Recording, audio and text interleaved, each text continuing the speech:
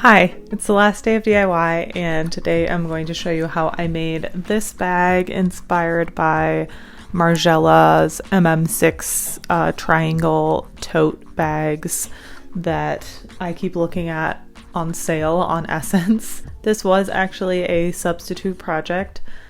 I had a grander finale planned, but sometimes things just don't work out. I'm proud of myself for at least doing something because in the past I have given up on the 12th day and only ended up with 11 actual DIYs posted. So we powered through this year. I have 2 DIYs that had to be put on deck.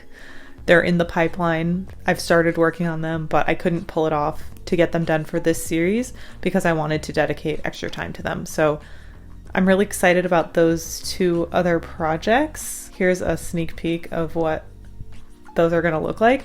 Otherwise, yes, I made this Margiela tote. I've always wanted one of these, but I also have always known that I could make it. And I also knew that this was something that someone else had probably already attempted to make. So I did look up how to do this. I'll link below the blog post that I used as a reference. I think this is a really cool technique. It's inspired by Japanese cloth folding, and it was really easy to do. So something simple, something low-key. You could throw together one of these really quickly, stuff some Christmas presents in it, use it instead of wrapping paper. That would be cool. And I just want to say thank you for those of you who have stuck by me through all of these videos. Thank you for watching and commenting and enjoying them, I hope. I have a lot of plans for the next year video-wise, so I hope you're excited for that too. And I hope you have a happy holiday season and the rest of your year. I'll see you soon. So you can pretty much do this with any size of fabric. This is a remnant I picked up at Joann's, and you just need the length to be 3 times the width. So I cut mine to be 12 by 36.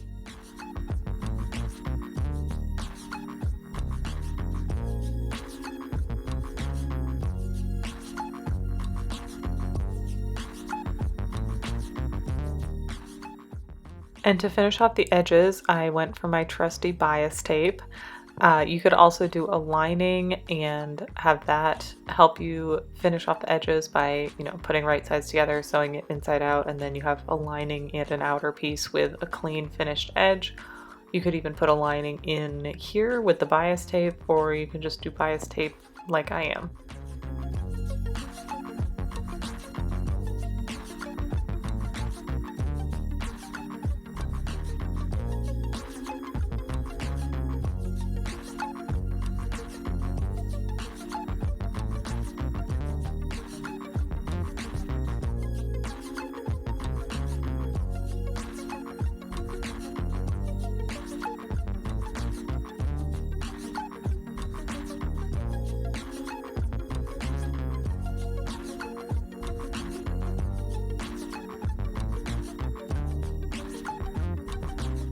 So I just pinned bias tape around every edge and then went to my sewing machine and stitched it down.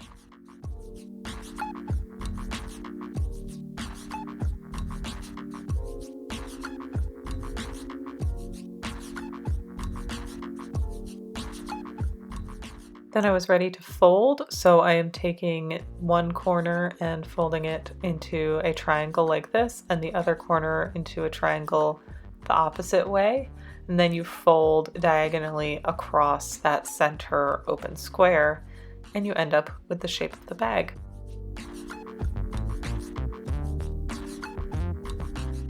I actually decided to turn it inside out so that I could stitch from the inside and the stitches would not be visible.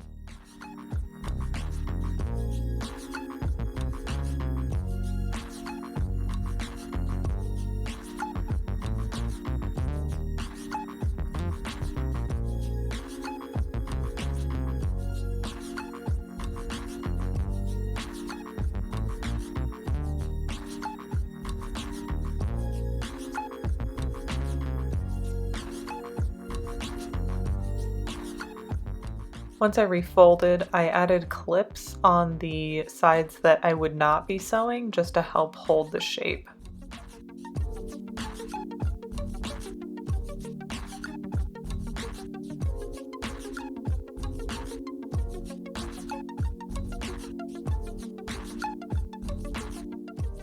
And then this is the part that I will be sewing.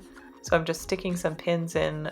I have slightly overlapped the two bias tapes, and I am going to stitch by hand by catching the edge of one with the edge of the other. You can kind of see here the furthermost edge of each layer of bias tape.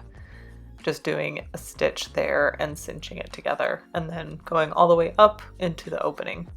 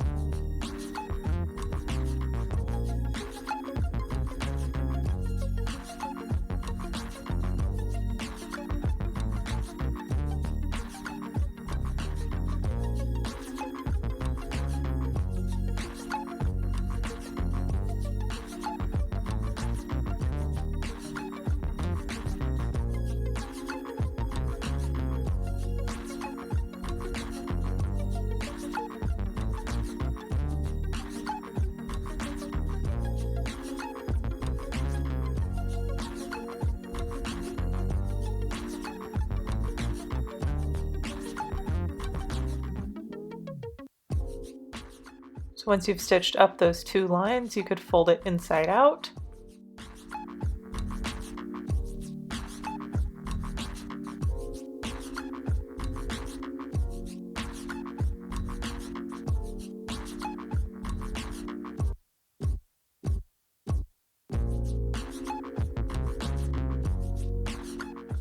And I wanted to add a handle like the original inspiration, so I am using a piece of scrap leather that I had and just cutting a tube. I tried sewing this inside out, and then my plan was to turn it back right side out and have the seam on the inside not visible, but it proved to be impossible to turn this strip of leather back inside out. So I gave up and just decided to use the suede-ish underside as the handle as is. So I slid that onto one end of the bag where the strap is going to be. The straps will be those pointed triangles on each side. So I shoved that into the tube, and then I connected it to the other side and then just stitched back and forth. And then once that was done, I pulled the leather strip back through and the project is complete. It ended up having slight Hot Topic vibes with the checkers and the red, but I still like it.